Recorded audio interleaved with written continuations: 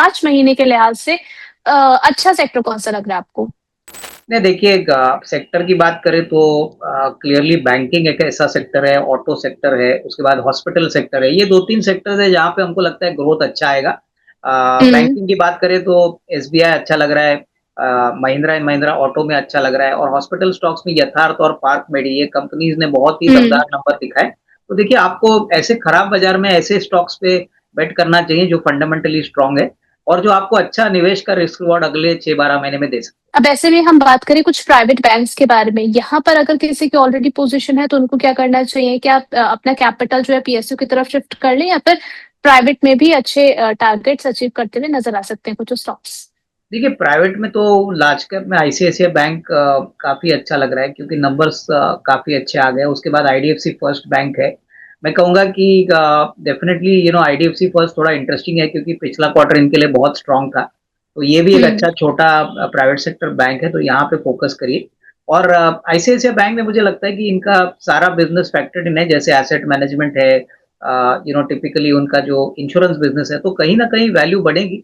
थोड़ा-सा टाइम आपको यहाँ पे ज़्यादा स्पेंड करना पड़ेगा, लेकिन सरकारी बैंक्स में कैनरा बैंक, उसके बाद state bank of India, bank of Maharashtra, ये सारे बैंक्स मुझे लगता है कि अगले 6-12 महीने में अच्छा खासा रिटर्न इन्वेस्टर्स को दे सकते हैं। तो अगर निवेश के नजरिए से देखना है तो इन लेवल्स पे करके चल सकते हैं, या फिर अभी एक डिप लगाएगा रिलायंस?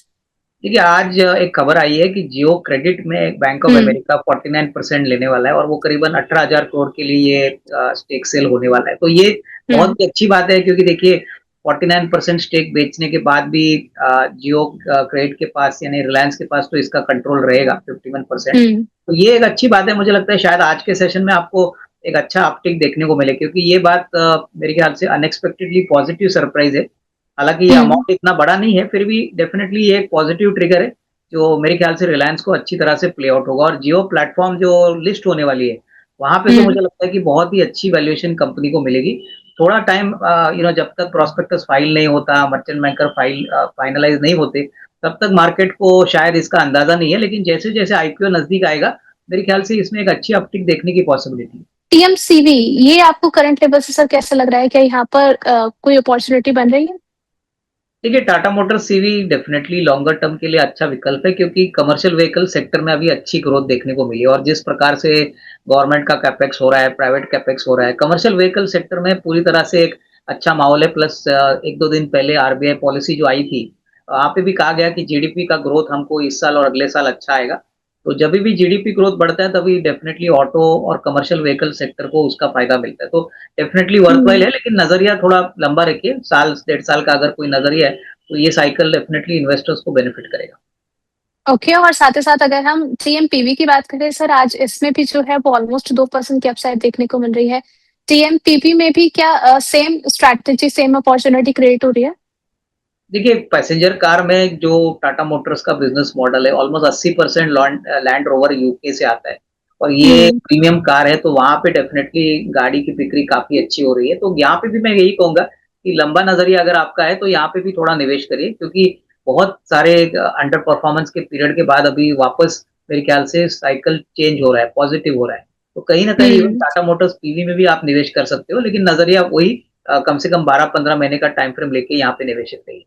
देखिए, थोड़ा-सा सेंटिमेंटली वीक होगा क्योंकि ऑटो में क्या होता है कि रनिंग कॉस्ट जो होता है गाड़ियों का या हम्म। कमर्शियल व्हीकल का, इसमें फ़र्क पड़ता है। लेकिन कमर्शियल व्हीकल बिज़नेस में इसका कोई असर नहीं होता क्योंकि ये एसेंशियल कमोडिटीज़ और essential goods and services transport करने वाली कंपनियाँ होती हैं।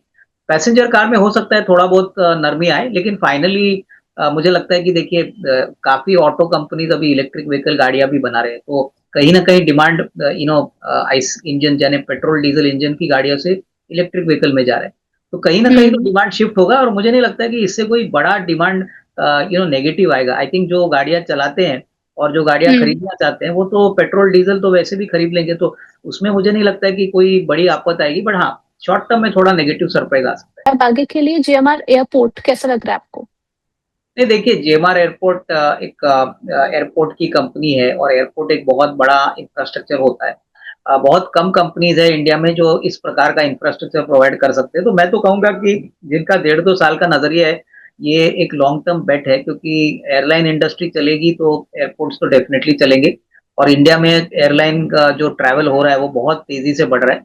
तो कहीं न कहीं लंबी अवधि के लिए बहुत अच्छा विकल्प है, लेकिन हो सकता है शॉर्ट टर्म के लिए स्टॉक में थोड़ी बिकवाली हो, क्योंकि स्टॉक ऑलरेडी थोड़ा भाग चुका था। तो मैं कहूँगा कि ओनली उन जिनके पास टाइम है 1.5-2 साल, वही निवेश करे और होल्ड करे। शॉर्ट टर्म के लिए मुझे नहीं लगता है कोई बड़ा ट्रिगर है। आपकी राय लेंसकार्ट को लेकर के क्या रहेगी? नहीं, डेफ़िनेटली देखिए मैं समझता हूँ कि लेंसकार्ट के नंबर्स उम्मीद से बेहतर आ गए और पब्लिक इश्यू के बाद ये पहला ऐसा हुँ। क्वार्टर है जहाँ पे नंबर्स बहुत दमदार आ गए हैं। तो आज डेफ़िनेटली स्टॉक लाइमलाइट में होगा, अच्छी तेज़ी आपको देखने को मिलेगी। मुझे लगता है कि कहीं न कहीं नज़रिया अगर आपका साल, डेढ़ साल है, तो ये डेफ़िनेटली एक अच्छा विकल्प हो सकता है क्योंकि देखिए इस स्पेस में ये सबसे बड़ा ब्रांडेड प्लेयर है, अच्छी रिटेल हुँ। नेटवर्क है। तो कहीं न कहीं definitely I mean long term portfolio के लिए इसमें आप ऐड कर सकते हैं। सर इरकॉन अगर अभी पोर्टफोलियो में है सर, तो कितना अभी पेशेंस टेस्ट करने वाला है ये स्पेस? देखिए, मेरे ख्याल से इरकॉन एक ईपीसी कंपनी है और रेलवे का काफ़ी काम करती है। मुझे लगता है कि थोड़ा हुँ। टाइम आपको देना है, क्योंकि नॉर्मली इनका ऑर्डर बुक और जो एग्ज़ीक्यूशन होता है, उसमें थोड़ा-सा लैग होता है। बट कहीं न कहीं हुँ। देखिए, अगर आपका शॉर्ट टर्म नज़रिया है, तो इसमें कोई ज़्यादा बढ़त आएगी नहीं क्योंकि नंबर्स उम्मीद से काफ़ी खराब है। अगर आपका नज़रिया 6 टू 12 मंथ्स है, तो मैं कहूँगा कि सेकंड हाफ नॉर्मली इनके लिए काफ़ी अच्छा होता है। तो यहाँ पे अगर जिनके पास है, वो होल्ड करें। फ्रेश निवेश मुझे लगता है कि एक बार कंपनी का कॉन्फ्रेंस कॉल होने दीजिए। मैनेजमेंट का हुँ। आउटलुक सुनने के बाद एक रिव्यू हम ले सकते हैं, बट डेफिनिटली कंपनी अच्छी है। एक क्वार्टर से कंपनी खराब नहीं होती, तो लॉन्गर टर्म में जिनके पास है, वो होल्ड करें। क्या इसके अलावा जीपीपीएल सर कंपनी फंडामेंटली आपको कैसे लगती है, और यहाँ पर अगर किसी की पोजीशन है तो आपकी राय क्या रहेगी?